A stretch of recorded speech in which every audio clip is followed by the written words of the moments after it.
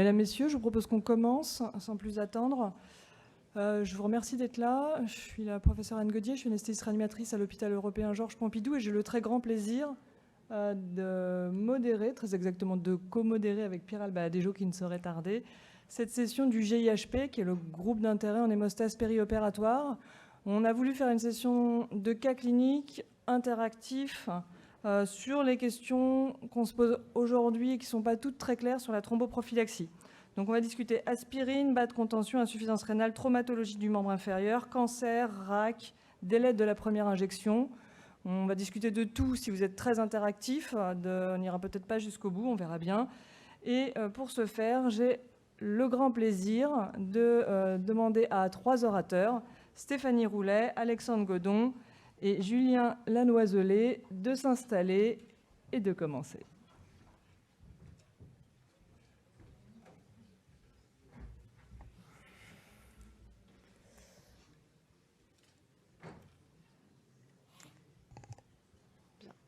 Bonjour à toutes et à tous, merci d'être là. Donc effectivement, c'est un topo à 3 voix, nous allons nous relayer et nous vous demandons de participer parce que c'est plus intéressant quand il y a de la discussion. Voilà, donc thromboprophylaxie, discussion autour de cas cliniques. Voici les liens d'intérêt des différents participants à cette session. Et juste pour vous mettre dans le contexte, une petite histoire des recommandations telles que nous les appliquons aujourd'hui dans nos pratiques. En 2005, l'ASFAR avait émis des recommandations sur la thromboprophylaxie en périopératoire. Recommandations qui avaient été révisées, amendées, mises au goût du jour en 2011, mais seulement sur certaines chirurgies en particulier. Il y avait l'orthopédie, la PTG, la PTH, et puis il y avait un chapitre sur l'obésité. Et puis on vivait plutôt pas trop mal comme ça. En 2017, c'est la Société européenne qui s'est emparée du sujet et qui a émis des recommandations avec différents champs d'application. Il y a quelques lacunes, on en reparlera tout à l'heure. Et notre groupe, le groupe d'intérêt en hémostase périopératoire, en 2019, avait proposé des commentaires, des adaptations de ces recommandations européennes à nos pratiques françaises. Et voilà où nous en sommes à l'heure actuelle. Donc aujourd'hui, nous vous proposons une discussion autour de différents cas cliniques et nous allons tout de suite commencer par une colectomie.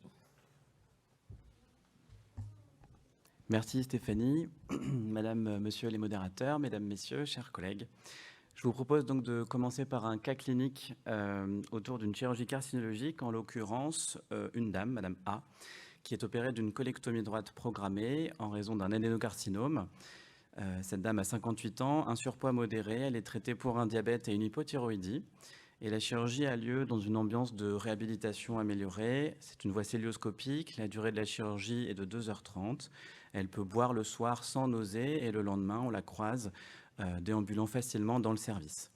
Alors, à main levée, qui prescrit une thromboprophylaxie à cette patiente ? Quasiment tout le monde. Est-ce que vous proposez plutôt une HBPM ? Est-ce que vous proposez du rivaroxaban ? Est-ce que vous proposez de l'aspirine ? Donc, tout le monde prescrit une HBPM. Est-ce que vous proposez une durée de 7 jours ? Personne. Si, quelques personnes. 1 mois. Et 6 semaines. Très bien. Donc, majoritairement HBPM pendant 1 mois. Alors, si l'on suit les propositions du GIHP de 2019, on est effectivement dans un contexte de risque chirurgical élevé, où les facteurs de risque liés aux patients s'effacent, puisque de toute façon, on est dans une circonstance où on va prescrire une thromboprophylaxie.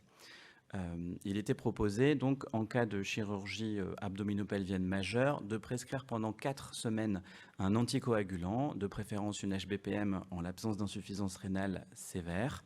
Et la question qui peut se poser à l'heure actuelle, c'est est-ce que le parcours RAC chez cette patiente peut influencer son risque thromboembolique veineux et modifier les modalités de thromboprophylaxie ?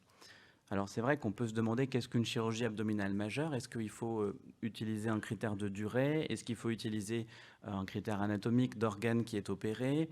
Le type aussi de maladie qui nécessite l'intervention, est-ce que c'est différent en fonction qu'on soit opéré pour un adénocarcinome du côlon versus une maladie inflammatoire chronique du tube digestif ? Toujours est-il que dans le cadre de la chirurgie colorectale, on sait quand même que l'histoire naturelle de la maladie thromboembolique veineuse en post-opératoire concerne majoritairement les 2 premières semaines qui suivent l'intervention. Et malgré tous les efforts qu'on peut faire en réhabilitation accélérée, la plupart des études observationnelles relèvent que encore un tiers des événements thromboemboliques veineux surviennent après la sortie. Alors, est-ce qu'on peut raccourcir malgré tout la durée de thromboprophylaxie, notamment quand on fait des chirurgies par voie cœlioscopique? Ici, on a une étude italienne qui avait inclus des patients opérés d'une colectomie cœlioscopique avec des durées de séjour de l'ordre de 4 à 5 jours en médiane. Et les patients avaient tous une semaine d'anticoagulation. On leur faisait un Doppler veineux. Il y avait déjà 17% des patients qui avaient des thromboses veineuses profondes, principalement distales et asymptomatiques, mais cela n'était pas randomisé, puisque le cœur de l'étude était de randomiser ceux qui, à 7 jours, n'avaient pas fait de thrombose au Doppler en thromboprophylaxie courte, c'est-à-dire 7 jours et on arrête, versus 28 jours comme on fait d'habitude. L'étude était plutôt en faveur d'une thromboprophylaxie prolongée, donc dans ce cadre de chirurgie cœlioscopique, puisque vous voyez que les événements thromboemboliques veineux étaient plus fréquents dans le bras thromboprophylaxie courte, 11 événements chez 113 patients versus aucun chez ceux qui avaient une thromboprophylaxie prolongée. Donc on est un petit peu déçu de l'effet potentiellement bénéfique de la cœlioscopie et de la RAC dans ce contexte.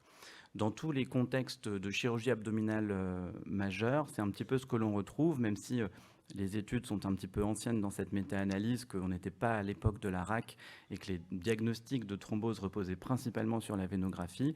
On retrouve globalement un intérêt à poursuivre au-delà du 14e jour post-opératoire la thromboprophylaxie.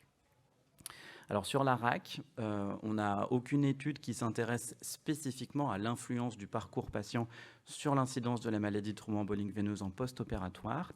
On a tout de même un essai espagnol qui s'intéressait à l'implémentation de la RAC dans certains centres hospitaliers, alors que cette protocolisation n'était pas en œuvre dans d'autres centres.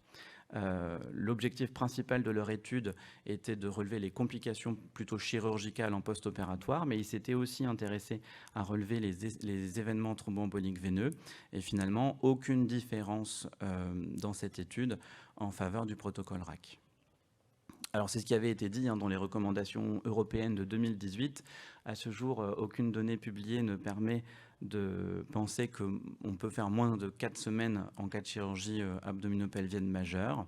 Et est-ce qu'on peut changer de molécule? On commence à voir arriver quelques études en urologie ou en chirurgie digestive avec les anticoagulants oraux-directs. Par exemple, cette étude italienne, là encore, avait inclus 582 malades qui avaient tous une première période d'anticoagulation par HBPM à dose préventive pendant 7 jours, puis les patients étaient randomisés soit pour du rivaroxaban à dose prophylactique, soit pour du placebo pour une durée totale de 28 jours en post-opératoire. Alors vous remarquerez que la comparaison n'a pas été directement AOD versus HBPM. On peut avoir l'impression que l'étude a voulu répondre à 2 questions en même temps, celle des AOD et celle de la durée de la thromboprophylaxie. Néanmoins, vous allez voir qu'on peut en tirer la même leçon que d'habitude.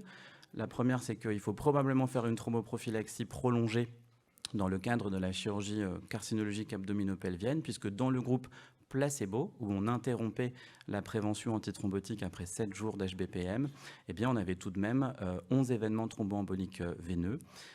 Et si on regarde les événements qui sont considérés un petit peu comme cliniquement pertinents, c'est-à-dire qu'on enlève les thromboses veineuses distales asymptomatiques, on avait tout de même 6 patients sur 280 qui avaient fait un événement dans le groupe placebo versus un seul dans le groupe rivaroxaban.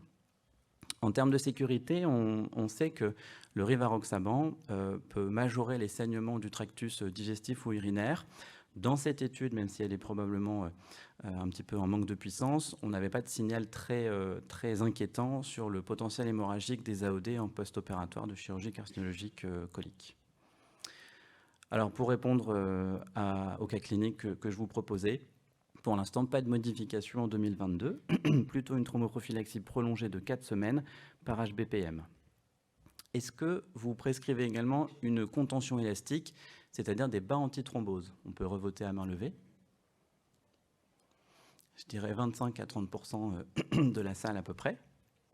Alors, vous allez voir, il y a beaucoup d'études observationnelles sur les bas de contention élastique. Il y a eu un essai randomisé quand même qu'il faut saluer de nos collègues britanniques où ils s'étaient intéressés à cette question de la thromboprophylaxie mécanique par des bas de contention élastique. On ne parle pas de la compression pneumatique intermittente, on parle vraiment des bas antithrombose. Dans cette étude, près de 1800 patients à risque de thrombose sur la base d'un score britannique étaient inclus. C'était principalement de la chirurgie digestive et gynécologique. Ils avaient quand même décidé de ne pas inclure les patients qui avaient des antécédents personnels de maladies thromboemboliques veineuses et ceux qui devaient bénéficier d'une thromboprophylaxie prolongée après la sortie. Donc, ce n'est pas exactement le même profil de patient que notre dame de tout à l'heure. En tous les cas, les patients étaient randomisés en post-opératoire pour recevoir soit une HBPM, soit une association HBPM plus contention veineuse élastique. On notera au passage que la compliance du port des bas n'est pas parfaite, concernait 80% des patients, ce n'est pas du 100%, et que, notamment chez les sujets âgés, on peut assister à des complications cutanées, voire même à des compressions nerveuses. Tous les patients avaient un screening par un Doppler à 3 mois et l'étude était en faveur d'une non-infériorité des HBPM en comparaison de l'association HBPM plus bas de contention. Si bien que cette étude, qui certes est postérieure à la publication des recommandations et propositions du GIHP, va bien dans le sens de ce qui est communément admis aujourd'hui, qu'il n'y a plus de place pour les contentions élastiques comme option de thromboprophylaxie. En réalité, la seule indication des bas de contention, c'est l'insuffisance veineuse symptomatique, autrement dit des patients qui ont déjà dans leur traitement habituel des bas de contention. Donc, on poursuit avec le pelvis et Monsieur Haas est opéré d'une prostatectomie robot avec curage. C'est un monsieur de 60 ans, morphologie standard, sans antécédents et pas de traitement en cours. Alors, selon vous, y aurait-il une indication à une thromboprophylaxie après cette chirurgie? Oui, une majorité, mais pas l'unanimité, d'accord. Est-ce que vous prescririez une HBPM? D'accord. De l'apixaban ou du rivaroxaban? Personne. Et de l'aspirine? Personne non plus, d'accord. Débuteriez-vous le traitement en préopératoire? Non. En post-opératoire, donc? Très bien. Et la question de la durée, feriez-vous juste le temps de l'hospitalisation? Une semaine? 15 jours? Un peu plus? Un mois? Beaucoup plus. D'accord. Donc, un petit rappel sur le risque thromboembolique en urologie en l'absence de prophylaxie. Habituellement, dans la littérature, on distingue la chirurgie du haut appareil urinaire qui, quand elle est ouverte, procure un risque d'événement thromboembolique estimé entre 1 et 5%. Quand c'est une chirurgie endoscopique, le risque est considéré comme faible. Quand on s'intéresse à la chirurgie du bas appareil urinaire, en ouverte, c'est une chirurgie qui est pourvoyeuse de complications thromboemboliques importantes et en endoscopique beaucoup moins. En chirurgie carcinologique, ce qui est le cas ici, on estime que le risque thromboembolique est prolongé au-delà des 3 premières semaines post-opératoires, d'autant plus qu'il y aura eu un curage ganglionnaire associé au geste. Quand on s'intéresse à la chirurgie par organe, en fait, c'est la cystectomie qui est la chirurgie la plus à risque, puis la prostatectomie ouverte, puis les prostatectomies, cellulaux, robots assistés, puis enfin les néphrectomies. Quand on sort de la chirurgie carcinologique, c'est la prostatectomie par voie ouverte qui est la chirurgie urologique la plus pourvoyeuse de complications thromboemboliques post-opératoires. Et juste un petit mot sur la transplantation rénale, qui s'adresse à des patients particuliers qui, en eux-mêmes, du fait de leur insuffisance rénale, ont un facteur de risque d'événement thromboembolique. Et la chirurgie s'associe, est pourvoyeuse de complications 0,5 à 6%. Donc si on revient à notre patient, c'est une question qui intéresse beaucoup nos collègues urologues. Et comme dans beaucoup de chirurgies, il y a toujours le débat prévention du risque thrombotique versus majoration du risque hémorragique. Ce qui fait qu'en 2007, tant les Canadiens que les Européens, côté chirurgie, se sont emparés du sujet. Ils ont totalement décortiqué le risque patient, le risque opératoire, selon que c'était de la chirurgie carcinologique ou non, selon qu'elle était par voie ouverte ou par voie cœlioscopique, robot assisté ou non, selon qu'il y avait ou pas un curage, que celui-ci était étendu ou pas. Bref, un tableau à de multiples entrées, très coloré, très joli, mais vous en conviendrez, pas forcément très facile à appliquer. Plus intéressant, de mon point de vue, c'est cette revue en 2014 par M. Tikinen, qui je crois est finlandais, qui résumait bien la problématique à laquelle nous sommes confrontés, c'est qu'en post-opératoire de chirurgie urologique, le saignement, le risque de saignement, il est vraiment important, vous voyez, dans les premiers jours qui suivent, et puis on a ensuite un plateau.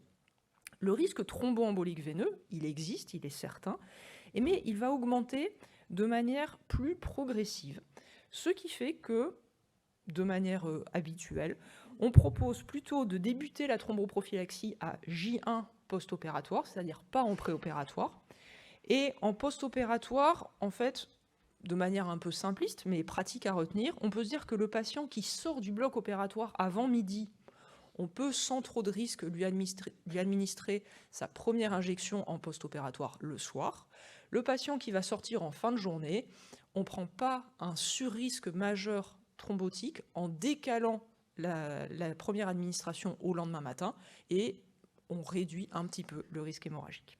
Et la durée optimale, selon les Européens et les Canadiens, est de 4 semaines après une chirurgie carcinologique. Cette revue un peu plus récente, parue en 2020, synthétise les propositions de thromboprophylaxie en chirurgie urologique carcinologique. S'il s'agit d'une chirurgie par voie transurétrale, eh bien, ce sont les moyens habituels, l'hydratation, la mobilisation précoce et pas de prophylaxie en routine en dehors de facteurs de risque particuliers aux patients. Pour une chirurgie pelvienne, il propose en première intention des HBPM pour une durée de 30 jours, donc on est sur les 4 semaines. La question peut se poser pour les chirurgies à bas risque, qui pourrait être par exemple la prostatectomie robotisée sans curage.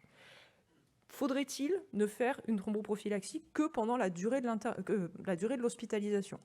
Quand on sait que dans certains centres qui ont poussé la RAC à fond, on arrive à faire des PT robots en ambulatoire, ça voudrait dire que le patient ne recevrait aucune injection de thromboprophylaxie. Pour autant, ce patient qui est rentré chez lui le soir, va-t-il réellement déambuler de manière efficace à son domicile dès le lendemain? Difficile de le savoir. En ce qui concerne la chirurgie abdominale, donc là on parle plus des cystectomies ou des néphrectomies, pareil, il est proposé des HBPM pendant 30 jours. Là aussi, la question peut se poser de la chirurgie de néphrectomie partielle ou même néphrectomie totale qui se ferait par cœlioscopie ou de manière robotisée. Faut-il poursuivre en post-opératoire? À l'heure actuelle, compte tenu de l'état de la littérature, on a vraiment peu de données pour savoir si on peut ou pas raccourcir la durée de la thromboprophylaxie et passer de 30 jours à 15 jours ou à 1 semaine. Et je ne peux que vous inciter à mettre en place des protocoles de service, à vous mettre d'accord avec vos chirurgiens, avec la filière de soins, parce qu'on travaille tous dans des établissements différents, avec des filières de soins différentes. Il y a de multiples possibilités, mais il faut juste qu'on soit tous d'accord sur ce qu'on fait. Dans cette étude, l'essai Preventer, publié assez récemment, les auteurs ont souhaité comparer 2 stratégies de thromboprophylaxie après des prostatectomies radicales, soit en cœlioscopie, soit robot-assisté. Il y avait 75% de ces interventions qui étaient robot-assistées. Et ils ont randomisé 500 patients en 2 groupes. Un groupe qui recevait de l'héparine non fractionnée par voie sous-cutanée, avec une première injection en préopératoire, puis 3 injections par jour jusqu'à la sortie. Vous conviendrez que ce n'est pas tellement nos pratiques en France. Et ce bras était comparé à un bras dit standard care. Mais vous noterez que les standard care, dans cette étude, c'était des compressions pneumatiques intermittentes mises en place en préopératoire et poursuivies jusqu'à la sortie. Le critère de jugement principal, c'était la survenue d'une thrombose veineuse profonde ou d'une embolie pulmonaire symptomatique dans les 30 premiers jours post-opératoires. À noter que 80% de ces chirurgies étaient associées à un curage ganglionnaire, que la durée opératoire médiane était de 160 minutes. Donc PT curage robot 160 minutes, c'est des opérateurs plutôt entraînés. Une durée de séjour médiane, 1 jour. Donc, 3 injections par jour d'HNF jusqu'à la sortie. En fait, en moyenne, les patients, ils ont reçu la dose pré-op et puis 1 à 2 injections, puis après, ils sont rentrés chez eux. Et le standard of care, ils ont gardé les CPI 1 jour. Il n'y a pas de différence statistiquement significative sur le nombre d'événements entre les deux groupes, même si en nombre absolu, il y en a un petit peu plus dans le groupe standard care, mais statistiquement, ça ne sort pas. Mais les auteurs font bien remarquer que tous les événements sont survenus chez des patients qui avaient un curage ganglionnaire associé à la prostatectomie. Vous avez vu dans cette étude, les auteurs démarrer la première injection donc en préopératoire. Dans cette méta-analyse parue en 2021 qui reprenait les données de 22 essais concernant plus de 17 000 patients pour différentes chirurgies, vous noterez au passage qu'il n'y a pas la chirurgie urologique dans le lot, des patients qui, en post-opératoire, selon le type d'intervention, recevaient une thromboprophylaxie par AVK, HBPM, aspirine, HNF, un petit melting pot. Ils ont regardé quel était l'effet du début d'une thromboprophylaxie en préopératoire versus un début en post-opératoire. Sur le côté gauche, vous avez l'initiation pré-op, sur le côté droit, l'initiation post-op. Vous voyez que ce soit pour le risque thrombotique ou pour le risque hémorragique, en fait, il n'y a pas de différence statistiquement significative quand on poule les données de toutes ces études, dont vous conviendrez quand même qu'il y a une certaine hétérogénéité, à la fois des populations et à la fois de la prophylaxie utilisée.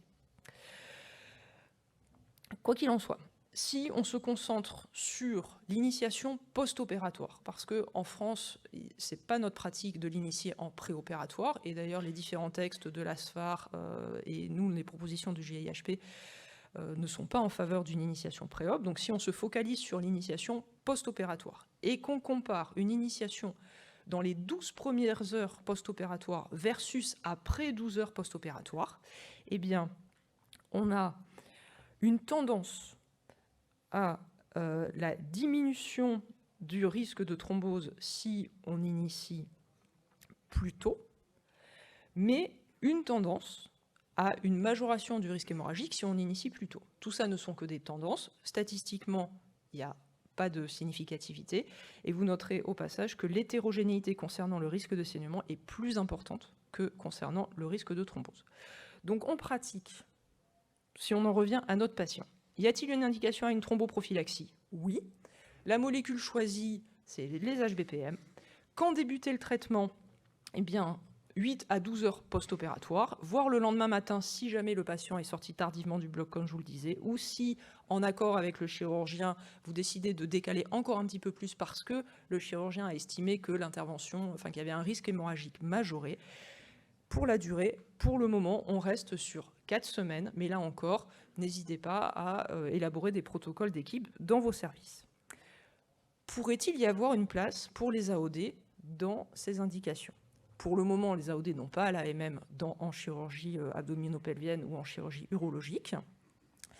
Comme il n'y a pas d'études directes comparant AOD versus HBPM, les auteurs de cette étude ont souhaité faire ce qu'on appelle une méta-analyse en réseau. 28 essais randomisés contrôlés, 45 000 patients, une seule étude concernant l'urologie. Si vous travaillez tous les jours en urologie, ça doit vous faire de la peine. Moi aussi, ça m'a fait beaucoup de peine. Néanmoins, quand on regarde cette méta-analyse en réseau et qu'on regarde la chirurgie non orthopédique ici, concernant le risque thromboembolique et ici le risque hémorragique, il semblerait que les anticoagulants oraux ne fassent pas moins bien que les HBPM en termes de risque thrombotique et ne majorent pas non plus le risque hémorragique, mais à prendre avec prudence. Pour tenter de répondre à cette question, une étude est en cours actuellement, c'est l'étude ARTS, un essai randomisé international sur la thromboprophylaxie en chirurgie intra-abdominale, gynécologique et, alléluia, urologique.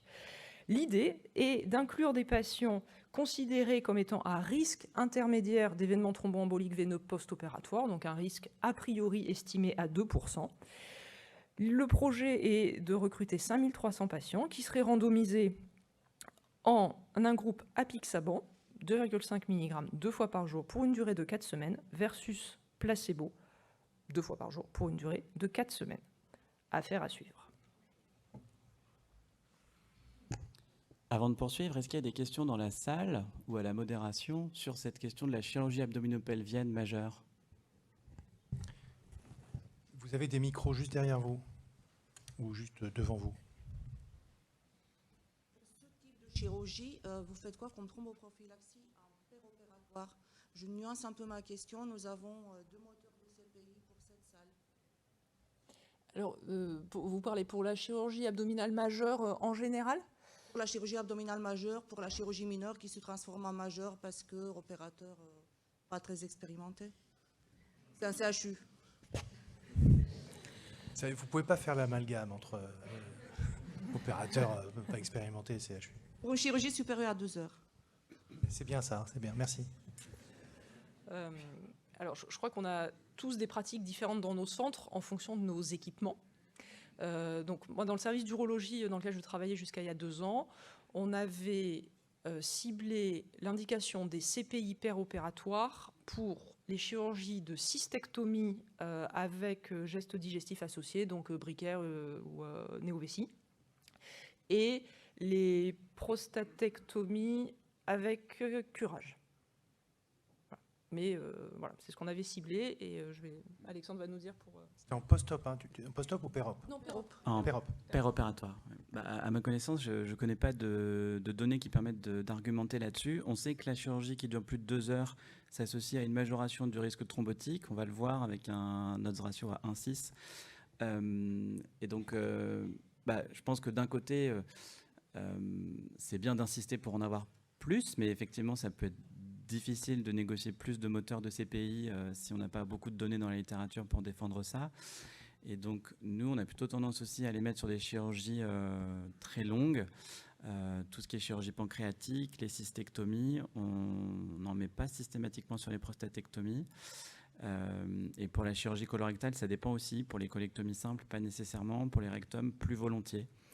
Et je pense que donc c'est la durée qui fait choisir finalement, Alexandre? C'est comment ça? Enfin voilà. C'est un mélange de durée supérieure à 3-4 heures, de type de cancer aussi, hein, parce que les debulking par exemple en gynécologie, on sait que c'est très à risque, la cystectomie c'est très à risque, la chirurgie pancréatique, tout ça est plus à risque que la prostate et le côlon. Et puis quand de temps en temps on a un patient qui a un risque particulièrement élevé avec un antécédent personnel d'événements thromboemboliques veineux, là aussi on peut le mettre sur une chirurgie, on va dire intermédiaire, type colectomie qui ne durerait pas très souvent.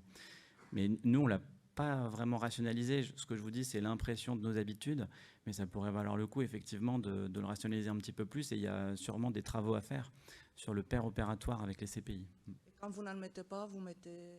On met rien, du coup. Oui, parce que finalement, sur les aspects médico-économiques, si on prend une chirurgie standard, colectomie pour cancer, il n'y a aucun papier qui a montré que d'ajouter des CPI à une thromboprophylaxie par HBPM pendant 1 mois améliore quoi que ce soit.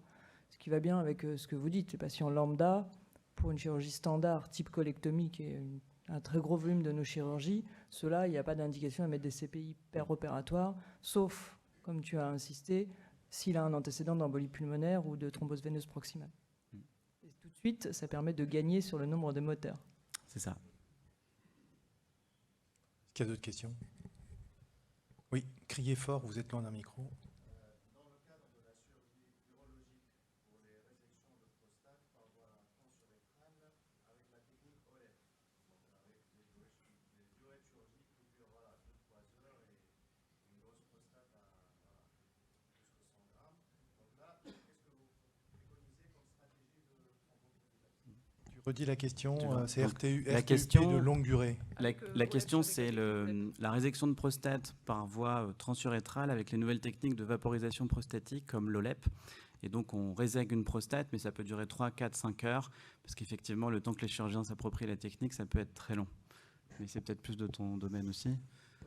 Oui, alors, faut avoir une riche vie intérieure quand on fait ce genre d'intervention.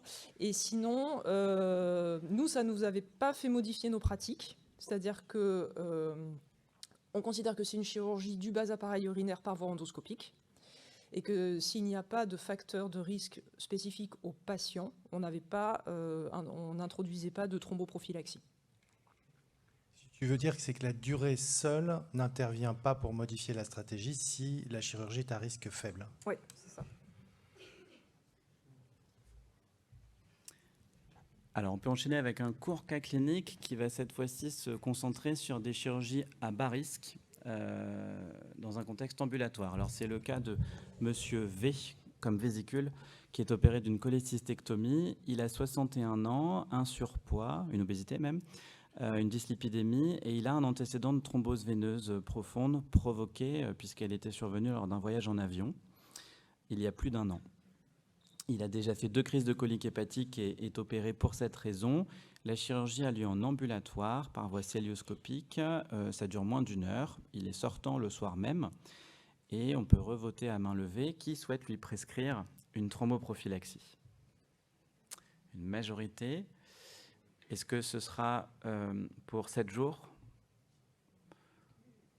Pour 4 semaines? Plutôt pour une durée courte a priori.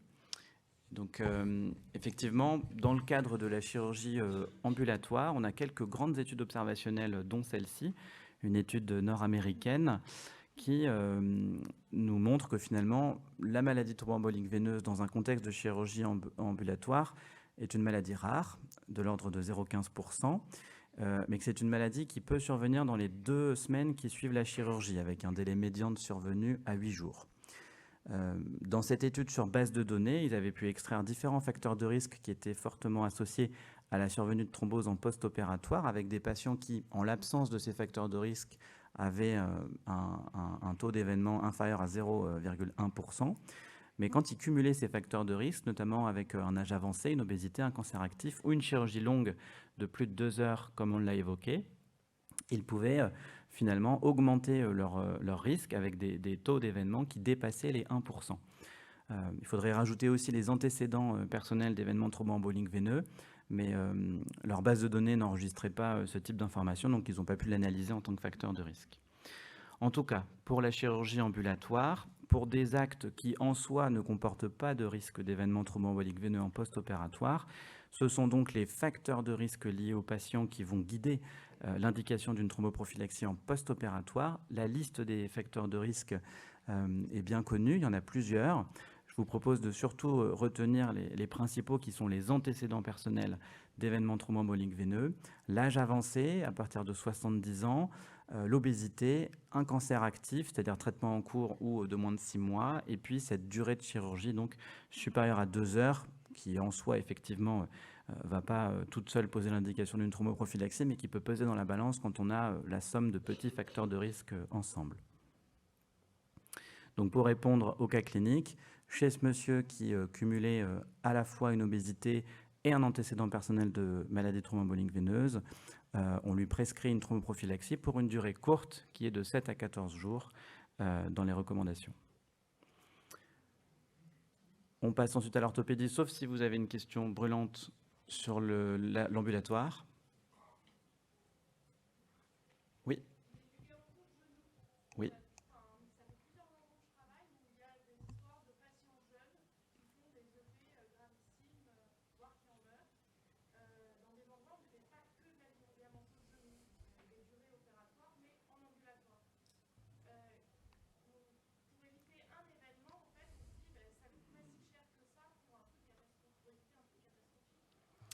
Oui, alors c'est quand même une chirurgie qui est classée à bas risque. Redis la oui, question. la question c'est chirurgie arthroscopique du genou, avec un centre confronté à des embolies pulmonaires en post-opératoire de cette chirurgie, pourtant mineure, chez des patients jeunes dépourvus de facteurs de risque.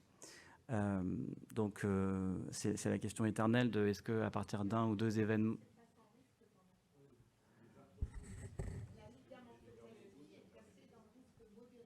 Oui. Vous pouvez donner un micro à Nadia Rosencher, s'il vous plaît. Bon. En tout cas, si c'est un sujet jeune sans facteur de risque, enfin, je pense que c'est la question éternelle d'à partir d'un événement, est-ce qu'on doit changer nos pratiques, hein. C'est vrai que si la chirurgie dure plus de 2 heures, par exemple, ça peut vous donner un argument pour introduire une thromboprophylaxie, plutôt une courte durée dans ce cadre-là, hein, 7 à 14 jours. Après, c'est vrai que c'est difficile de tout catégoriser. On peut avoir un centre où certaines chirurgies sont faites de façon très rapide, très courte, avec une déambulation efficace. C'est vrai qu'il y a parfois des chirurgies du genou où on pourrait penser que c'est à bas risque, puis en fait ça a duré longtemps, il va y avoir une attelle, le patient ne va pas vraiment déambuler. Là, je pense que c'est du cas par cas, hein.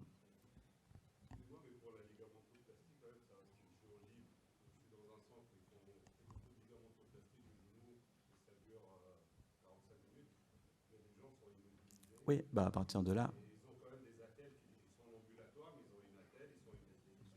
Oui, bah à partir de ce moment-là, il justifie d'une thromboprophylaxie, hein, bien sûr. Oui, oui. Oui. Absolument. Il faut vous donner un micro aussi, parce que ceux derrière, ils entendent. La distinction, c'est arthroscopie diagnostique ou geste sur un ménisque, quelque chose de rapide, versus ligamentoplastie, un peu plus longue, un peu plus complexe, avec une immobilisation en post-opératoire. Dans ce deuxième cas, on est d'accord qu'on est dans une chirurgie qui comporte un risque important, en tout cas intermédiaire, et qui justifie d'une thromboprophylaxie. Et effectivement, les recommandations de 2011 de la SFAR, qui sont anciennes, mais dans lesquelles il y avait cette classification, elle disait bien que c'était arthroscopie simple, méniscectomie, chirurgie du pied, ablation de matériel d'ostéosynthèse. Comme tu le dis, ça, c'était du faible risque. Il était proposé que pour la chirurgie, on se passe de thromboprophylaxie. Et comme vous êtes en train de le discuter, la ligamentoplastie, la fracture du tibia, la cheville, le tendon d'Achille, à cette époque-là, était classée à risque modéré et nécessitait une thromboprophylaxie. Vous n'aviez pas spécialement prévu de discuter des AOD dans la ligamentoplastie? On en parle dans la traumato du membre inférieur.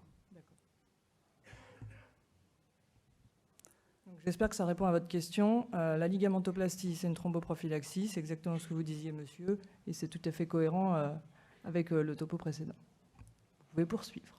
Pour la chirurgie prothétique, donc là, je vous propose de passer à monsieur G, comme gonarthrose, opéré d'une prothèse totale de genou. Il a 73 ans, un surpoids, une hypertension non traitée.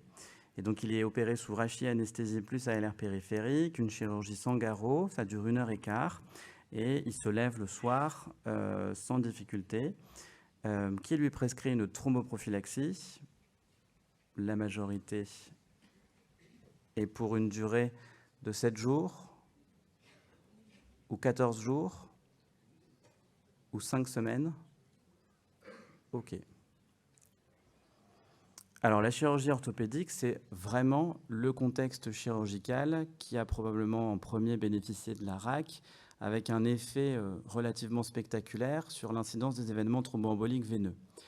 Puisqu'on est passé des années 80-90, où les patients étaient hospitalisés plus d'une semaine, pouvaient mourir d'embolie pulmonaire. À l'époque, c'était l'héparine au pouce seringue avec un relais AVK qui faisait souvent saigner, et une vraie problématique de réduction du risque thromboembolique veineux. Et puis, ces dernières années, avec les Danois en tête, on assiste de plus en plus à des chirurgies associées à des durées d'hospitalisation courtes, parfois même en ambulatoire. On n'observe plus d'embolie pulmonaire symptomatique dans les dernières études observationnelles. On a moins de 1% de thrombose veineuse profonde symptomatique. Et on se pose plutôt la question maintenant des hémorragies post-opératoires qui vont gréver en fait, le pronostic fonctionnel après, donc, par exemple, prothèse totale de genou. Il faut quand même se rappeler que même si on a vu, notamment dans les pays d'Europe du Nord, cette incidence d'événements thromboemboliques veineux s'écrouler, ceci ne s'observe que quand le parcours RAC est un succès, avec en général un critère assez facile à récupérer a posteriori, qui est une durée d'hospitalisation de moins de 5 jours. Et vous voyez sur la partie droite de la diapositive que si on a effectivement une durée d'hospitalisation de moins de 5 jours après une chirurgie de PTH-PTG, on a moins de 0,5% d'incidence de thrombose veineuse. Mais les patients qui ont eu des complications chirurgicales ou médicales, qui sont sur la courbe du haut, eux, à 30 jours, ont plutôt 2,5% d'incidence d'événements thromboemboliques veineux, ce qu'on observait à la fin des années 90, début 2000, après cette chirurgie. Donc il y a vraiment un point quand même d'alerte sur l'absence de succès de réalisation du parcours RAC, où il ne faudra pas rater ces patients pour leur prescrire une thromboprophylaxie adaptée si on avait choisi une autre stratégie. Et en effet, quand on regarde les données françaises sur les durées d'hospitalisation après PTH et PTG, on regarde sur la gauche, par exemple, la durée médiane de séjour après une PTG, elle est de 5 jours. Donc plus de la moitié de nos patients, finalement, ne vont pas satisfaire les critères de la RAC, au moins du point de vue du critère de la durée d'hospitalisation. Ce qui va pouvoir modérer un petit peu certaines stratégies, vous allez voir. Et donc si on est dans un contexte de non-réalisation de parcours RAC ou ambulatoire, on reste sur une stratégie classique de thromboprophylaxie par un anticoagulant, HBPM, Fondaparinux ou AOD, en appliquant une première dose en post-opératoire, et ce sera 14 jours pour la PTG et 5 semaines pour la PTH.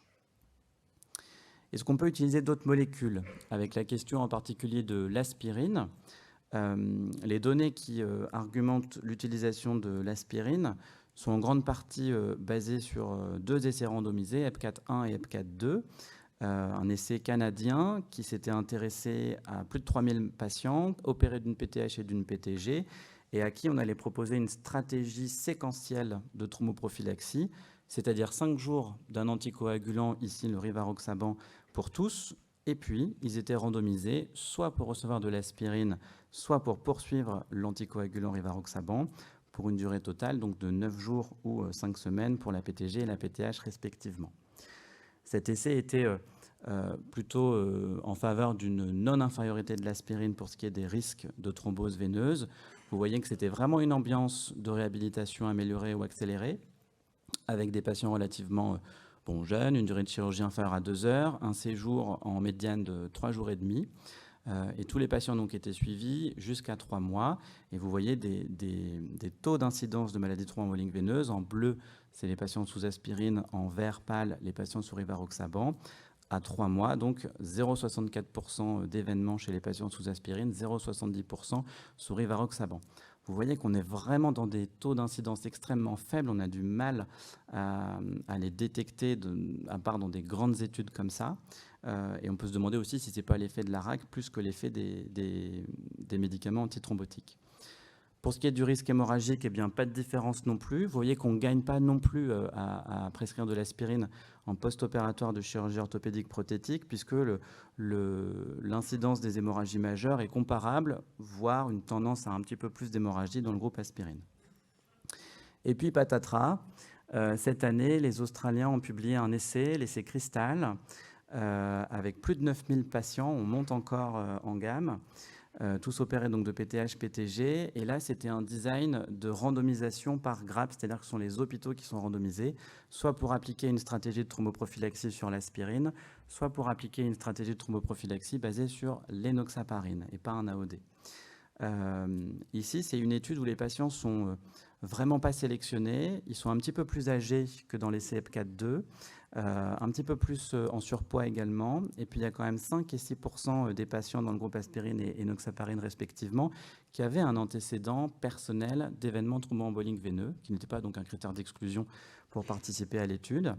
Et vous voyez les résultats qui sont en défaveur de l'aspirine, puisqu'on observe plus d'événements thromboemboliques veineux dans le bras aspirine que dans le bras enoxaparine.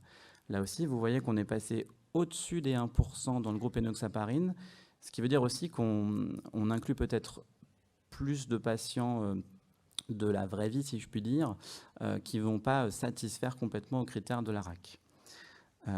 Donc, à ce jour, si on est dans la case RAC ou ambulatoire pour une PTG ou une PTH, il avait été proposé en 2018 et 2019 de considérer donc les facteurs de risque thromboembolique du patient. S'il y en avait, on passait sur une stratégie par anticoagulant. S'il n'y en avait pas, on vérifiait vraiment que les conditions de réhabilitation accélérée après chirurgie avaient été respectées, ce qui laissait la place à une thromboprophylaxie séquentielle telle que réalisée dans l'essai EPCAT-2.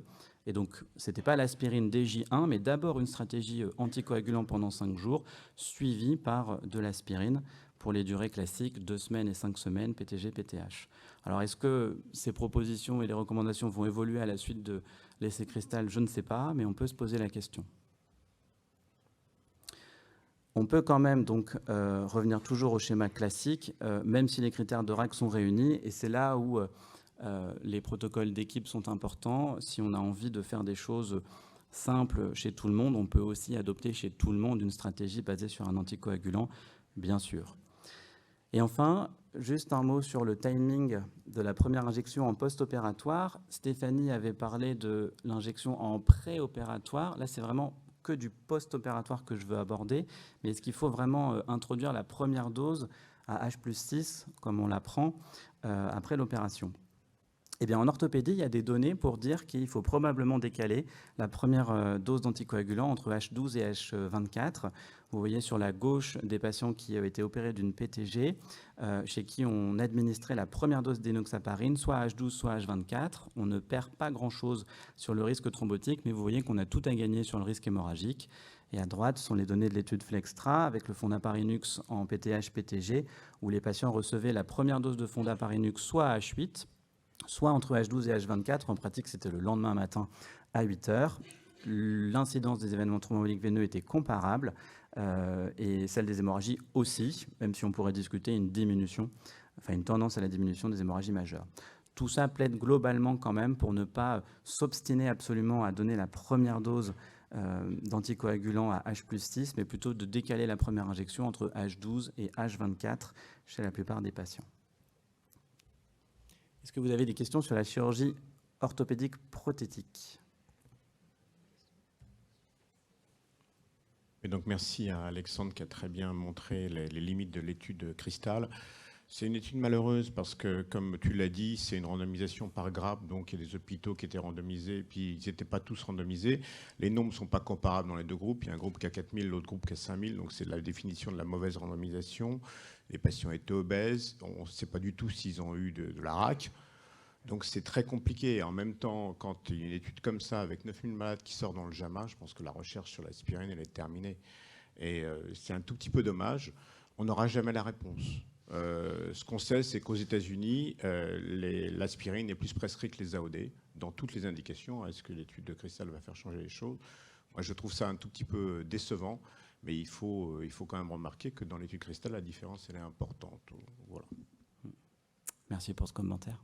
On est néanmoins d'accord, Marc, que pour aujourd'hui, on n'a aucune donnée qui nous permettrait de faire de l'aspirine en post-opératoire immédiat de PTH-PTG et que ce serait de l'ordre de pratiques qui ne reposent pas sur des données publiées. Donc la seule chose qu'on peut faire, c'est de la thromboprophylaxie séquentielle chez des patients dans un parcours de RAC qui n'ont pas de facteurs de risque associés, en commençant par 5 jours d'anticoagulants et ensuite passer à l'aspirine. Moi, j'ai une question dont on a discuté hier, mais supposons qu'on travaille dans un hôpital où, par déficit d'anesthésiste réanimateur, finalement, on ait peu d'occasions de faire de la médecine périopératoire en dehors de nos blocs opératoires. Je sais que c'est une situation rare, mais néanmoins, ça arrive. Là, pour faire de la thromboprophylaxie séquentielle, il y a quand même une étape post-opératoire qui consiste à vérifier que, en post-opératoire, ça s'est bien passé, que le patient peut effectivement sortir comme on l'avait prévu, qu'effectivement il déambule, qu'il n'a pas fait une pneumopathie, qu'il n'est pas en train de vomir partout et qu'il n'est pas alité, bref, que les critères qu'on avait définis en préopératoire sont vérifiés en post-opératoire.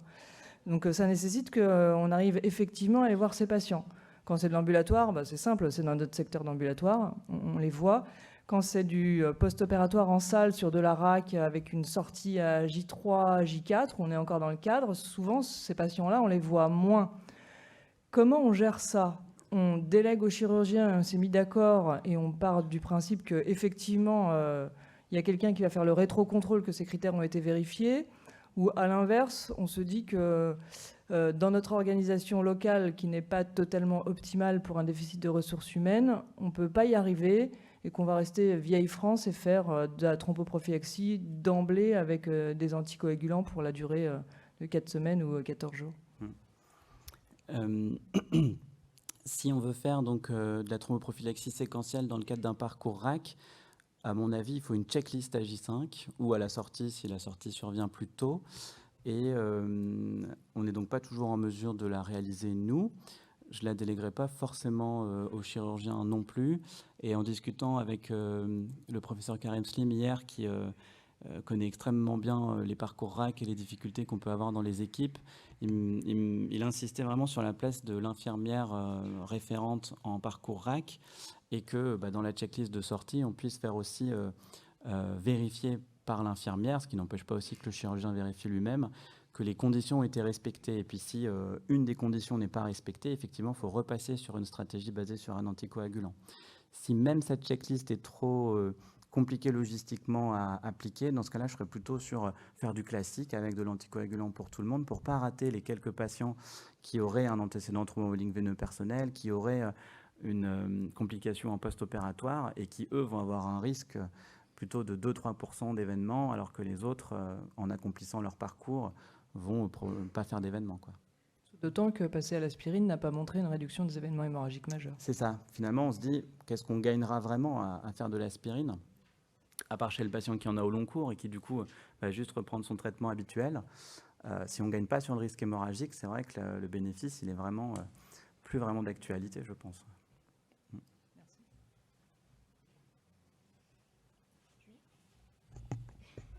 On va passer à la traumatologie du membre inférieur.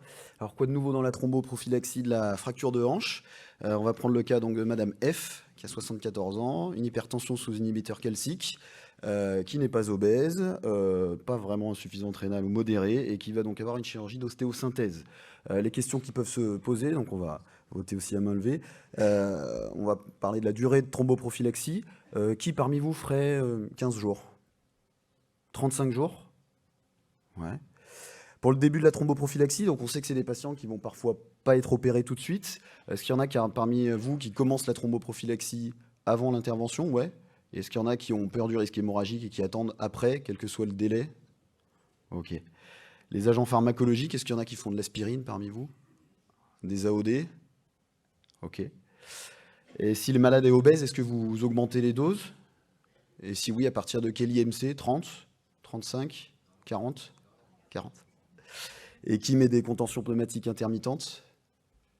Ok, donc on va revenir dessus. Quelques généralités sur le risque thromboembolique dans la fracture de hanche.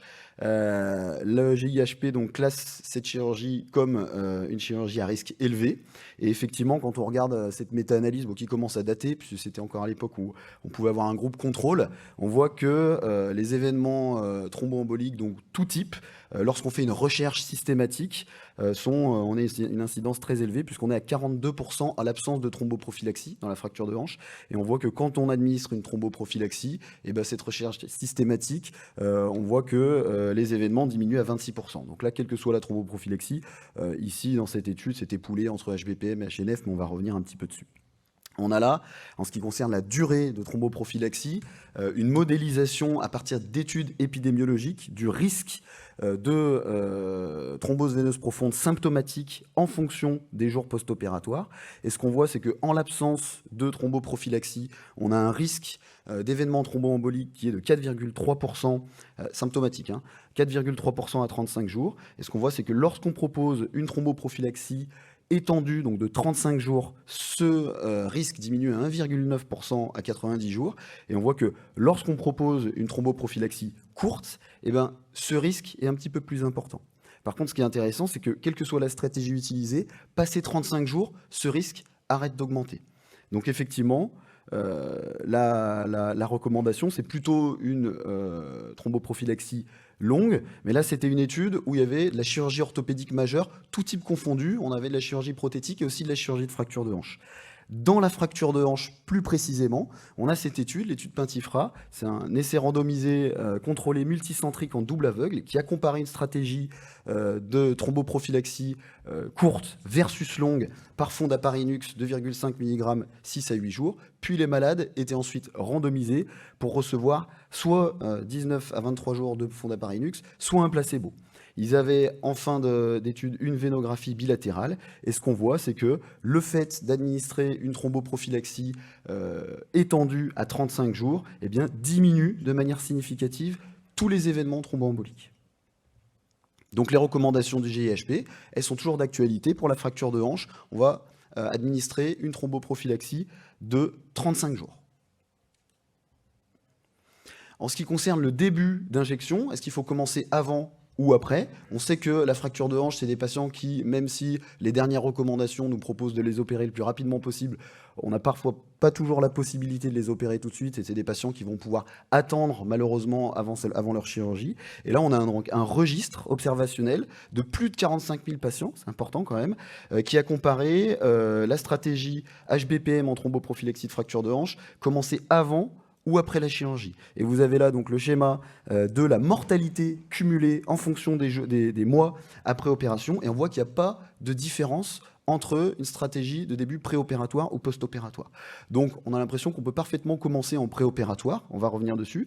La conclusion des auteurs, c'est que le début post-opératoire de la thromboprophylaxie diminue le risque de saignement quand même, on a l'impression, notamment chez les malades qui ont eu une chirurgie de type plaque DHS, mais pas par contre chez les malades qui ont eu un enclouage centromédulaire par exemple. Néanmoins, on a ici le risque de réopération cumulée en fonction des mois. Et on voit que même si on a l'impression qu'il y a un petit peu plus de saignement non significatif lorsqu'on commence de manière préopératoire, il n'y a pas, par contre, plus de reprise chirurgicale. Donc finalement, les recommandations de l'EJA, elles semblent bien d'actualité. C'est que lorsqu'on propose une thromboprophylaxie, si la chirurgie est reportée à un délai de plus de 12 heures, on peut commencer avant la chirurgie du moment où on a un délai, on va revenir dessus après, de 12 heures entre la dernière injection et la chirurgie. Si par contre ce délai est inférieur à 12 heures, on va commencer après la chirurgie, dans un délai de 6 à 8 heures après la chirurgie. Donc ce qu'on va vous proposer comme stratégie, c'est que lorsque la malade va être opérée, si la chirurgie a lieu dans un délai inférieur à 12 heures par rapport à l'admission, on va faire d'abord la chirurgie, puis une thromboprophylaxie HBPM ou Fondaparinux pour 35 jours. Et si la chirurgie a lieu dans un délai de plus de 12 heures, dans ce cas-là, on fait une première injection d'HBPM, puis chirurgie après 12 heures, puis HBPM ou Fondaparinux pour 35 jours. En ce qui concerne les agents pharmacologiques, pour tout ce qui est AVK, HNF, les recommandations de la SFAR de 2011, elles sont toujours d'actualité. Ces molécules n'ont pas leur place dans la thromboprophylaxie. Alors, ce qui concerne la thromboprophylaxie des insuffisants rénaux, Stéphanie va revenir un petit peu après. Donc nous, ce qu'on va parler, c'est aspirine et AOD. Alors, les recommandations de l'EJA en 2018, elles ont semé le doute puisqu'elles ont suggéré l'utilisation de l'aspirine dans la fracture de hanche. Et en fait, ces recommandations, elles reposent sur une étude qui est ancienne, 2000, c'est l'étude PEP, qui a comparé une stratégie thromboprophylaxie aspirine versus placebo dans la fracture de hanche. Et on voit effectivement qu'il y a une réduction des événements thromboemboliques avec l'aspirine, mais l'aspirine était donc comparée contre un placebo et pas contre le gold standard qui est les HBPM d'une part. Et en plus de ça, il y a une grosse limite, c'est que les durées de thromboprophylaxie dans le bras traitement étaient très variables. Donc on a quand même la sensation qu'on manque de niveau de preuve pour suggérer l'aspirine, d'autant plus que les malades qui sont opérés d'une fracture de hanche ont souvent des caractéristiques qui sont comparables avec un risque thromboembolique élevé. On a l'âge, on a des pathologies volontiers cardiaques, respiratoires, endocriniennes ou des cancers actifs, comme on le voit. Là, c'est juste le tableau de caractéristiques patients de patients inclus dans des études sur la fracture de hanche. Donc, au vu de tout ça, pour l'instant, la recommandation, c'est plutôt d'écarter l'aspirine dans la fracture de hanche et de proposer une thromboprophylaxie classique pour 35 jours. En ce qui concerne les AOD, on a une méta-analyse toute fraîche qui est sortie cet été. Alors, il n'y avait pas énormément de patients, 279 pour seulement 2 essais inclus dans cette méta-analyse. Le premier comparait l'édoxaban versus enoxaparine pendant une thromboprophylaxie plutôt courte, c'était en open. Et la deuxième comparait Rivaro versus enoxaparine, là en double aveugle pour une durée un petit peu plus prolongée de 28 jours. Et on voit effectivement sur les résultats qu'il n'y a pas, alors il y a une franche tendance pour une diminution des événements, tout événement confondu, avec effectivement les AOD, mais qui est non significatif, comme on le voit ici. Donc on va dire qu'il y a une non-infériorité des AOD, mais comme je vous le disais, il y a quand même beaucoup de limites, il n'y a que 2 études. Les AOD sont différents en fonction des comparaisons avec l'enoxaparine. Les stratégies dans le groupe contrôle ne sont pas les mêmes, donc pour l'instant, on manque quand même de niveau de preuve pour proposer les AOD en fracture de hanche et on va rester sur les HBPM en l'attente d'avoir plus d'études. Que faire si notre malade était obèse? Donc là, on est sur de l'obésité en chirurgie non bariatrique. Vous avez là donc une cohorte rétrospective de presque 10 000 patients, donc chez des patients qui sont médicaux. Et en fait, la stratégie qui était comparée, c'était enoxaparine à thromboprophylaxie simple, 4000 unités une fois par jour, versus 4000 unités 2 fois par jour. Et en fait, ce que montrent les résultats de cette étude, c'est que dans le groupe des patients qui avaient un IMC supérieur à 40 kg par mètre carré, il existait une réduction significative des événements thromboemboliques veineux, mais ça reste chez des patients médicaux. Néanmoins, pour cette raison, on peut proposer éventuellement chez nos patients obèses avec un IMC de plus de 40 kg de doubler les doses de thromboprophylaxie, donc passer à l'enoxaparine, soit 3000 unités 2 fois par jour, soit 4000 unités 2 fois par jour. Quelle est la place des contentions pneumatiques intermittentes dans la chirurgie de fracture de hanche? Alors là, on a une méta-analyse de 4 essais randomisés sur un peu moins de 600 patients dans la prothèse de hanche, c'était pas dans la fracture de hanche, dans la prothèse de hanche, qui a comparé thromboprophylaxie seule versus thromboprophylaxie associée à des contentions pneumatiques intermittentes. Et ce qu'on voit là aussi, c'est qu'effectivement, avec la stratégie combinée thromboprophylaxie plus contention pneumatique intermittente, on a une réduction des événements thromboemboliques. Mais là aussi, il y a pas mal de limites dans cette étude. Les stratégies de thromboprophylaxie, elles étaient extrêmement variables en fonction des études. Et ça reste pour l'instant dans la prothèse de hanche et dans la fracture de hanche, on n'a pas de données. Donc pour l'instant, on va rester sur les recommandations du GIHP, qui est hors chirurgie bariatrique, d'utiliser les contentions pneumatiques intermittentes uniquement chez les patients qui présentent un risque personnel ou chirurgical particulièrement élevé. Et comme l'a dit Alexandre tout à l'heure, les contentions élastiques n'ont pas leur place. Or, pas la malade avec des problèmes d'insuffisance veineuse symptomatique. Je ne sais pas s'il y a des questions. Vas-y. Je ne sais pas s'il y avait des questions. Ce sera pour plus tard, la question. Si, moi j'avais une petite question. Pourquoi tu ne mets pas de Fonda en préopératoire? Alors, à ma connaissance, il n'y a pas d'études qui ont comparé Fonda préopératoire. Oui. Et l'autre difficulté, c'est que Et la ce demi- n'est et pas la demi-vie exactement du les Fonda mêmes aussi. demi-vies. Il va falloir, si jamais on injectait du Fonda Paranux, le délai pour inciser, c'est 36 heures. Ça rend les choses un tout petit peu moins maniables. Donc en effet, pas de Fonda Paranux en préparation. 17 heures la demi-vie du Fonda. Oui.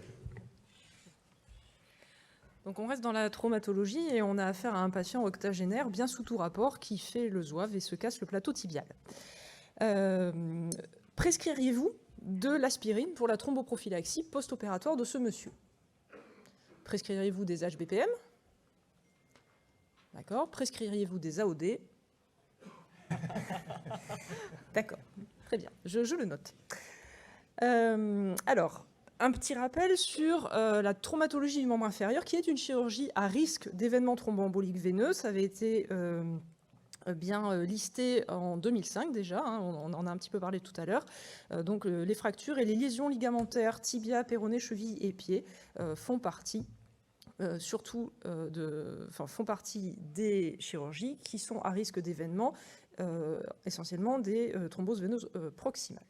Et en 2011, il était bien écrit que dans ce type de chirurgie, les HBPM représentaient le traitement de référence. La thromboprophylaxie est à poursuivre pendant la durée de l'immobilisation. Il n'y a pas de place pour l'aspirine qui n'a pas été étudiée dans ce contexte. Et à l'époque, les AOD, et d'ailleurs c'est encore le cas aujourd'hui, les AOD n'ont pas l'AMM. Néanmoins, vous allez voir qu'on va en discuter juste après. Donc, on est tous d'accord presque dans l'assistance pour dire qu'on va prescrire des HBPM. Mais en 2020, cette étude est parue. C'est l'étude Pronomos, donc la thromboprophylaxie pour la chirurgie orthopédique non majeure. Tous les patients bénéficiant d'une chirurgie orthopédique non majeure, c'est-à-dire, alors il n'y avait pas les fractures de hanche et ce n'était pas les PTH et pas les PTG, du membre inférieur, que ce soit en programmé ou en urgence, étaient randomisés pour recevoir une thromboprophylaxie à base de rivaroxaban 10 mg une fois par jour, plus une sous-cutanée de placebo, versus de l'enoxaparine en sous-cutanée, plus un comprimé placebo. Et les patients étaient observés pendant 1 mois. C'était une étude de non-infériorité, c'est-à-dire qu'on cherchait à savoir si... la question n'était pas de savoir si le rivaroxaban ferait mieux, mais est-ce qu'il ne ferait pas moins bien. C'est des petites nuances, mais en termes de statistiques, ça a son importance. Le critère de jugement était un critère qu'on appelle composite, c'est-à-dire que les auteurs ont cherché la survenue d'une thrombose veineuse proximale ou distale symptomatique, ou bien d'une embolie pulmonaire, ou un décès lié à un événement thromboembolique veineux survenu pendant le traitement, ou bien la survenue d'une thrombose veineuse profonde asymptomatique à la fin du traitement avec un examen Doppler systématique. 3600 patients ont finalement été randomisés. La première dose de thromboprophylaxie était administrée 6 à 10 heures après la chirurgie si c'était avant 22 heures, sinon on fichait la PO patient la nuit et la première dose était administrée le lendemain matin. Non seulement le rivaroxaban est apparu comme non inférieur à l'enoxaparine, c'est-à-dire qu'il ne faisait pas moins bien, mais une fois ce critère statistique validé, eh bien, il y a eu une analyse supplémentaire qui montrait que même le rivaroxaban était supérieur à l'enoxaparine dans la prévention des événements thromboemboliques veineux après chirurgie orthopédique non majeure. Dès lors, en l'état actuel des choses, sauf si j'ai raté quelque chose récemment, les AOD n'ont toujours pas l'AMM, mais cette étude penche en faveur de son utilisation. Là encore, je ne peux que très largement vous inciter à rédiger des protocoles de service. Si vous estimez que vous pouvez changer vos pratiques, il faut que ce soit bien écrit quelque part. Si notre octogénaire, en plus de faire le zozo, a une altération de la fonction rénale, comment faire ? On ne va pas reprendre toutes les études, mais vous avez ici le résumé des propositions du GIHP sur la thromboprophylaxie de l'insuffisance rénale sévère, c'est-à-dire ayant une clairance de la créatinine inférieure à 30. Si la clairance est entre 15 et 30, vous pouvez utiliser l'enoxaparine à la dose de 2000 unités une fois par jour. Si vous préférez, pour des raisons qui vous sont propres, la tinzaparine, vous pouvez l'utiliser tant que la clairance de la créatinine est supérieure à 20 ml/min. Si la fonction rénale est encore plus altérée, c'est-à-dire inférieure à 15 ml/min, vous n'avez pas d'autre option que d'utiliser l'héparine non fractionnée par voie sous-cutanée. Et dans ces cas-là, il n'y a pas de fondaparinux, d'apixaban, de dabigatran, de rivaroxaban ou d'aspirine qui soit possible. Mais bien sûr, on a toujours des patients différents, des patients qui ne rentrent pas dans les cases, et notre patient, là, on considère qu'il a une fonction rénale normale, mais il se trouve qu'il a une ACFA non emboligène traitée au long cours par apixaban. Il se casse le plateau tibial, vous l'opérez, la chirurgie se passe bien, et en post-opératoire, en fait, vous avez deux possibilités. Alors, première option, vous prescrivez des HBPM jusqu'à ce que le risque hémorragique s'éloigne. Ça, c'est une discussion au cas par cas et avec le chirurgien. Puis, vous reprenez l'apixaban à la dose usuelle. Alors, qui fait ça habituellement ? D'accord. D'autres pourraient choisir de faire de l'apixaban à demi-dose pendant les 24-48 premières heures, puis reprendraient à dose habituelle. Y en a-t-il parmi vous qui ont cette habitude ? Un petit peu moins. On sort des cadres, on sort de ce qu'on a l'habitude de faire. On ne peut pas vous dire c'est bien, c'est pas bien, mais là encore, je vous enjoins une fois de plus à rédiger des protocoles de service qui soient bien connus de tous. Avez-vous des questions sur ce cas ? Micro. Un commentaire sur l'absence d'AMM du rivaroxaban. On a eu la chance de faire ce papier dans le New England. Si la définition, et j'ai bien entendu Anne tout à l'heure, c'est d'avoir une étude randomisée en double aveugle, là on l'a. On n'aura jamais l'AMM, jamais. Il n'y aura aucune étude faite avec les AOD dans des tas d'indications, que ce soit la néphrectomie, la colectomie ou même ce genre d'intervention chirurgicale. Les génériques arrivent, les laboratoires n'ont pas investi, et quand on a publié cette étude-là, moi j'ai demandé à Bayer s'ils allaient déposer le dossier à l'AMM, ils ne le feront pas. Donc je pense qu'il ne faut pas se couper les bras. Là, vous avez une étude vraiment puissante, avec 3600 malades, qui n'est même pas une étude qui a été une étude labo, puisqu'elle a été gérée par Saint-Étienne, avec un financement du labo, mais c'est une étude totalement indépendante. Moi, je pense quand même raisonnablement, et je peux vous dire que je n'ai vraiment pas d'action chez Bayer, que faire des AOD dans ce type de chirurgie, c'est raisonnable et puis c'est tellement mieux pour les patients. Moi, je dirais que de manière plus générale, il n'est pas rare que nous prescrivions des médicaments hors AMM, il n'est pas rare que nous ayons des patients qui sortent des cadres. Encore une fois, tant que c'est issu d'une réflexion, d'un protocole de service, que ça a été réfléchi, que c'est écrit, que vous le documentez, c'est le plus important. Surtout là, c'est facile parce qu'il y a la littérature. Oui, oui, bien sûr. Donc on est dans l'AFA sous apixaban, dans de la chirurgie orthopédique, il y a un essai randomisé, c'est-à-dire que le protocole des gestions de la thromboprophylaxie post-chirurgie orthopédique, quand on travaille en orthopédie, ce protocole doit exister.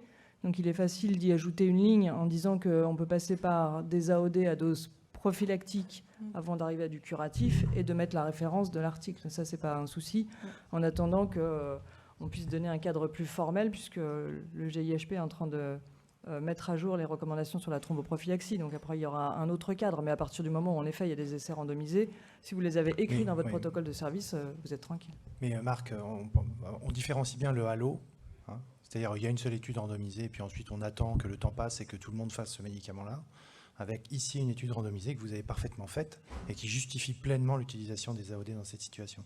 Mathieu ? Mais c'est une question plus large, mais hors EMM, c'est pas remboursé normalement.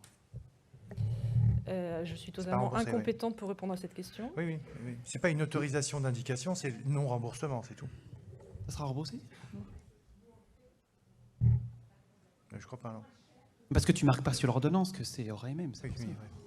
Tu dis FA post-op. Après ça, en pratique, dans cette situation où on est en train de passer d'un AOD à dose prophylactique vers un AOD à dose curative, le patient il a donc déjà son AOD prescrit qui est remboursé et on va juste faire 2 jours de demi-dose. Donc on reste sur le médicament habituel du patient, c'est pas une improvisation. Mais ça ne change rien au fait de la prophylaxie toute seule, indépendamment de ça. Okay. Bien. Si vous êtes d'accord, nous allons passer au dernier cas clinique de Monsieur O qui, enfin, accepte d'être opéré, d'être pris en charge, et il va donc être opéré d'une sleeve gastrectomie. Il a un IMC à 43, il est hypertendu, équilibré, il est diabétique, sous antidiabétique oral. Alors, quelle thromboprophylaxie médicamenteuse proposeriez-vous en post-opératoire ? HBPM standard ou augmentation des posologies ? D'accord. Voilà, on a répondu à la deuxième question. Ajouteriez-vous de manière systématique un moyen mécanique ? J'entends ici les CPI. En péropératoire, oui, pardon, en péropératoire. Alors, l'obésité, vous le savez, c'est un facteur de risque thromboembolique. On ne va pas détailler ce schéma, mais je vous recommande la lecture de cet article qui est vraiment très très bien fait. En fait, dans le tissu adipeux est à l'origine d'énormément de réactions inflammatoires. Et si on se concentre sur le sujet du jour, vous voyez qu'il y a, par augmentation du PAI-1, qui est un inhibiteur de la fibrinolyse, donc une fibrinolyse qui est altérée, vous avez une activation plaquettaire, et tout ceci concourt à une hypercoagulabilité et à une majoration du risque thrombotique versus les patients non obèses. La question qu'on se pose régulièrement, c'est doit-on ajuster la posologie de la prophylaxie pharmacologique ? Et si oui, dans quelle mesure, jusqu'où pouvons-nous aller ? Si on regarde ici l'échelle des IMC, donc des patients en poids normal, en surpoids et maigres, très maigres même, eh bien, vous voyez que quand on regarde les données, ce qu'on a dans la littérature pour étayer notre réflexion, eh bien, elle est conséquente pour les patients de poids standard, entre guillemets, bien qu'il y ait déjà des patients obèses ici. Quand on va vers les obésités plus importantes, eh bien, le niveau de preuve s'amenuise, de même qu'on constate qu'il y a peu de littérature concernant les patients vraiment très maigres. Si on a ici, on va dire, les doses de référence, eh bien, en fait, on a 2 options. Soit on se dit qu'on fait la même dose pour tout le monde, on garde la posologie fixe, quel que soit le BMI. Ben, si on garde cette posologie fixe de, par exemple, 4000 unités une fois par jour, chez des patients très maigres, on risque de se retrouver en surdosage, et à l'inverse, chez les patients obèses et très obèses, on risque de se retrouver en sous-dosage avec une majoration du risque thrombotique. Si on ajuste sur le poids, eh bien, concernant les patients très maigres, si on diminue la posologie, finalement, les données que nous avons dans la littérature nous disent qu'on ne fait pas courir de risque particulier à notre patient. Par contre, ajuster la posologie sur le poids idéal, le poids maigre, néanmoins, chez les patients obèses et super obèses, on ne sait pas forcément très bien ce qu'on fait, et on a peut-être, quand on monte trop haut dans les posologies, une majoration du risque hémorragique.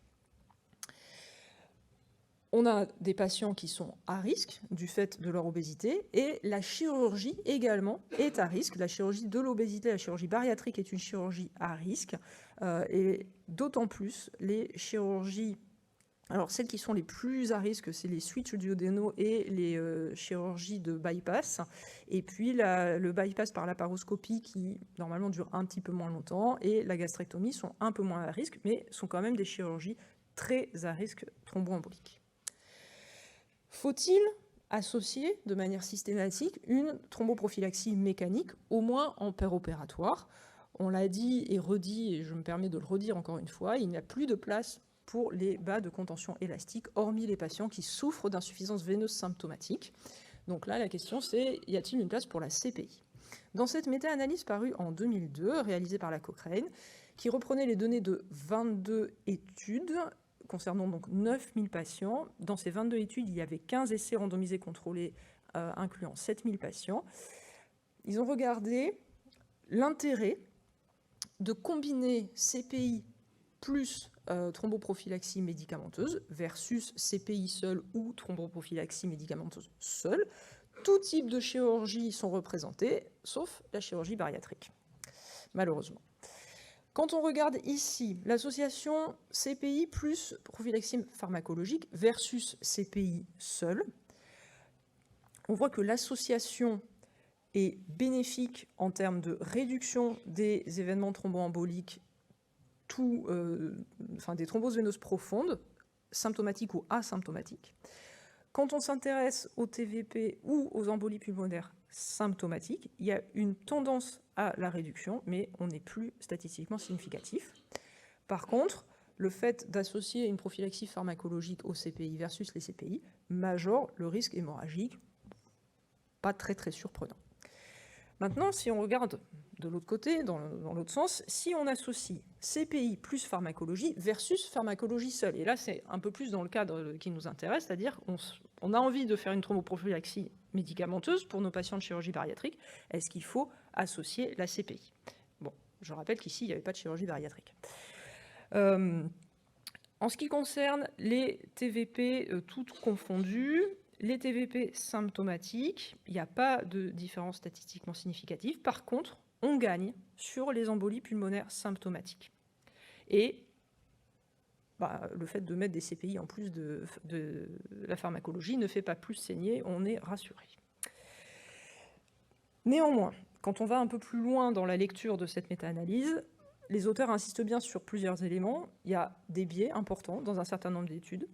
Si on regarde uniquement les essais randomisés contrôlés, les odds ratios que je vous ai marqués sont modifiés, mais il n'y a pas de modification de la significativité. C'est-à-dire que ce qui n'était pas significatif avec toutes les études ne l'est pas plus ou pas moins si on regarde que les essais randomisés. Un autre élément qu'ils ont regardé, c'est le niveau où on positionnait la compression pneumatique intermittente. Parce que vous savez, il existe différents types de manchons.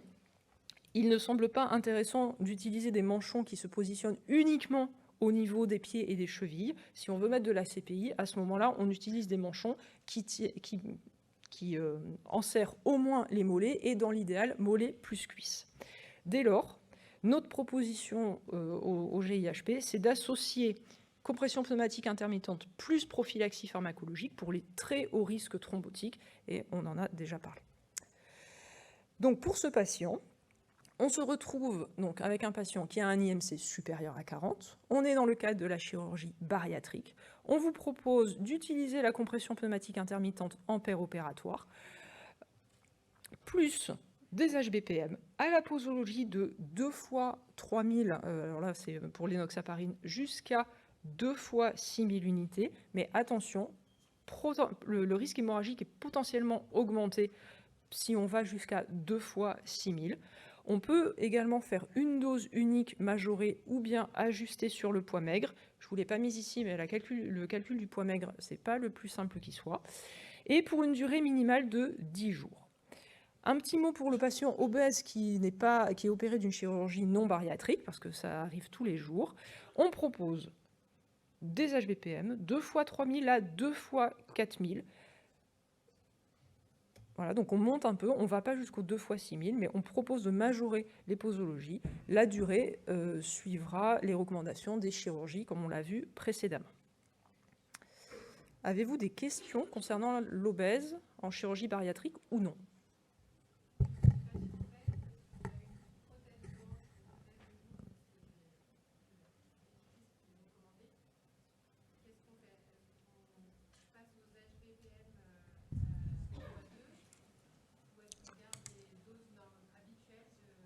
Chirurgie non bariatrique chez l'obèse, c'est ça? Prothèse de genou. Bah, si on choisit les HBPM, vous voyez, on est dans ce cadre-là. Donc on propose quand même une majoration des doses. Et pour les AOD, je ne pense pas qu'il y ait il n'y a pas d'adaptation posologique. Non. C'est ça. Il y a des études de pharmacologie qui disent qu'on n'a pas besoin de monter les doses jusqu'à 120, voire même parfois 140 kg, on voit. Et il y a des recommandations de l'ISTH à ce sujet qui sont plutôt, sauf vraiment pour les poids très extrêmes, d'utiliser les schémas habituels. Mais ça, c'est plutôt pour les schémas curatifs, type, vous disiez la Pixaban, plutôt 5x2. Donc en thromboprophylaxie post-orthopédie, on n'a pas vraiment de données là-dessus. Donc si on est à moins de 120 kg, on peut garder le schéma classique. Si on est à plus de 120 kg, peut-être qu'on peut repasser sur des choses qu'on connaît mieux avec les HBPM en double dose, pour lesquels on a quand même un petit peu d'arguments pour dire que ça marche dans cette population-là. Est-ce qu'il y a d'autres questions?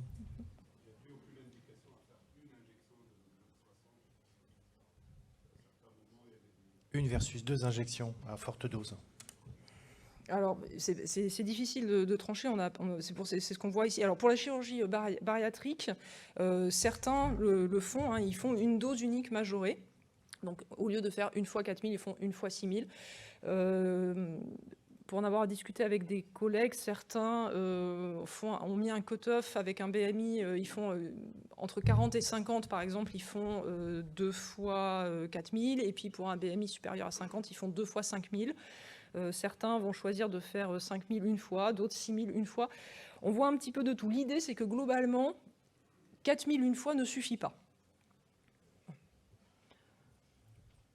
Ça n'a pas répondu à votre question, mais en fait, votre question, on n'a pas la réponse. C'est-à-dire qu'en gros, on a plus de risque de surdosage avec une seule dose. C'est logique, hein. Si on fait des anti-DISA, on va se retrouver avec des trucs bizarres. Donc, il n'y a pas de réponse à votre question, en fait. Donc, voilà. Faites pas 4000, quoi, c'est tout. Ouais, moi, c'est plus un commentaire ou une idée que vraiment une réponse, parce qu'on ne sait pas, mais je pense qu'il y a deux choses à distinguer. Il y a le poids et l'obésité, parce que je pense que l'obésité, c'est un facteur de risque de maladie thrombolique veineuse. Et donc, on peut avoir quelqu'un à 95 kg, très petit, qui du coup a un risque thrombolique veineux majoré. Et on sait qu'il y a des schémas en 2 injections par jour qui réduisent le risque chez lui. Donc, quand il y a vraiment une obésité morbide, sur cet argument-là, on peut passer à des schémas en 2 injections par jour. Et puis il y a la question du poids, et donc on peut aussi avoir le rugbyman de 110 kg, 1,90 m, qui n'est pas obèse, et là il faut peut-être faire 6000 en une fois, c'est-à-dire s'adapter au poids pour la dose unitaire, parce qu'à l'inverse aussi, on oublie souvent qu'à moins de 45 kg, il faut plutôt faire 2000 unités, et puis le schéma en 2 injections par jour, plutôt pour tenir compte de ce risque majoré lié à l'obésité. Mais ça, je ne connais pas d'études qui vraiment a validé ce type d'idée, quoi. Donc, il vient de dire faites comme vous voulez, mais faites attention en fait, à qui vous le faites. Il y a une dernière question, ou avant-dernière question. Oui. Marc Sénard de Liège. Moi, j'ai une question concernant la prise en charge des patients qui sont traités au long cours par l'aspirine pour une prévention de complications d'une cardiopathie ischémique ou une autre pathologie inhérente à une maladie athéromateuse. Est-ce qu'on a des données actuellement pour modifier les schémas de thromboprophylaxie veineuse périopératoire chez ce type de patient, dans la mesure où on va devoir reprendre rapidement l'aspirine? Est-ce que quelqu'un a une réponse dans la salle? Après, on peut être pragmatique. Oui, quand on n'a pas d'études, il faut être pragmatique, je pense que c'est ça. Ouais. C'est-à-dire on diminue le risque hémorragique, on fait attention, mais il y a une indication à aller faire une thromboprophylaxie post-op. La thromboprophylaxie, oui. À quel moment on l'a fait? Dans un moment où, Alexandre, tu nous as montré des données qui nous conduisent à repousser un peu l'introduction des anticoagulants à dose prophylactique. Tu ne peux pas se précipiter à H6, mais éventuellement commencer plus tardivement. Chez un patient qui aurait de l'aspirine, ça nous incite encore davantage à décaler de quelques heures dans l'idée de réduire le risque hémorragique. On a ce type de données, mais on n'a pas de données formelles pour aller par là. Et si on regarde l'AMM de l'apixaban, en thromboprophylaxie, on est d'accord, c'est réservé à la PTH-PTG. Néanmoins, l'introduction entre H12 et H24, avec des essais randomisés où presque tous les patients avaient une introduction de l'apixaban le lendemain, ça nous conforte dans l'idée de commencer plus tard. Et chez un patient qui aurait de l'aspirine, en commençant plus tard, ça permet de réduire le risque hémorragique initial, puisque il y a une partie du risque hémorragique qui est l'exposition très précoce du patient à l'anticoagulation sur un site opératoire tout frais.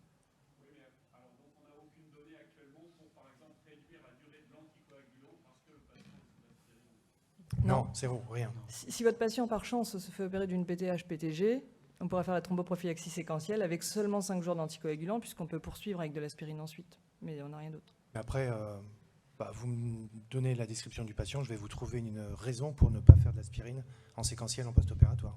S'il a de l'aspirine en préopératoire. Et la probabilité de trouver ces bonnes raisons, elle est très élevée quand même. Oui, parce que c'est pas les patients les plus... Non, c'est pas les plus... Non, oui. Est-ce qu'il y a d'autres questions ? Il nous reste 3 minutes pour la conclusion. Bien. Nous vous proposons donc en synthèse, pour répondre à la question qui nous était proposée, quelles données dures en 2022 pour la thromboprophylaxie périopératoire, pour la chirurgie carcinologique majeure. À l'heure actuelle, toujours les HBPM, pour une durée de 4 semaines. Les AOD, peut-être auront une place, il faut pister les études. En ambulatoire, ce qui prime, c'est vraiment les facteurs de risque du patient. Pour la chirurgie orthopédique majeure, c'est-à-dire PTH, PTG, on a bien vu que c'était le fait d'être dans un parcours RAC ou pas qui avait une influence importante sur le risque thromboembolique. PTH et PTG, c'est HBPM ou AOD, sauf pour la fracture du col, où c'est les HBPM.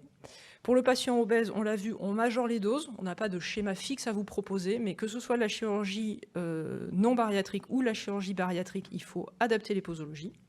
Concernant les moyens mécaniques, on espère vous avoir convaincu qu'il faut sortir les bas de contention et que la compression pneumatique intermittente est intéressante si l'association patient plus chirurgie est à haut risque thromboembolique ou si il y a une contre-indication à la prophylaxie pharmacologique. Et enfin, concernant l'insuffisant rénal, sachez que les HBPM sont possibles jusqu'à 15 ml par minute de clairance de la créatinine. Et nous vous remercions pour votre attention.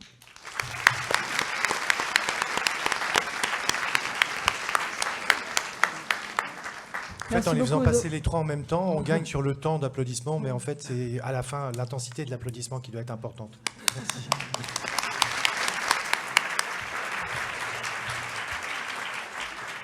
Et si vous ne savez pas quoi faire pour la session de ce midi, il y a un symposium Pfizer qui va discuter de moutons à 5 pattes, les patients qui ont des anticoagulants au long cours pour des événements thromboemboliques veineux et qui ont envie d'être opérés, où il y a finalement assez peu de discussions habituelles. C'est une occasion.